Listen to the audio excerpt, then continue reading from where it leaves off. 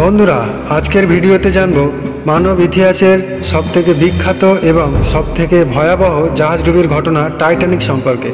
Titanic যাকে বলা হতো আনসিংহেবল বা যে জাহাজ কখনোই ডুববে না। 1912 সালে টাইটানিক যখন তার প্রথম যাত্রায় বের হয় তখন তাতে ছিল বিশ্বের সবথেকে ধনী ব্যক্তিরা, কিন্তু মাত্র একটি আইসবার্গের ধাক্কায় প্রায় 1500-র বেশি মানুষ প্রাণ হারায়। আপনি কি জানেন টাইটানিক ডোবার পেছনে একটি ছোট্ট ভুল দায়ী ছিল? জাহাজের লুক আউট বা যারা পাহারায় ছিল তাদের কাছে কোনো বাইনোকুলার ছিল না, কারণ বাইনোকুলার রাখা লকারের চাবিটি ভুল করে পোর্টে ফেলে আসা হয়েছিল।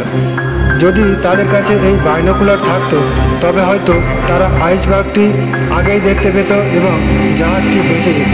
ইতিহাসের এই স্ট্র্যাটেজি সম্পর্কে আপনার মতামত কি কমেন্ট করে জানান। ভিডিওটি ভালো লাগলে একটা লাইক করুন এবং এইরকম আরও ইন্টারেস্টিং ভিডিও পেতে আমাদের চ্যানেলটিকে সাবস্ক্রাইব করুন।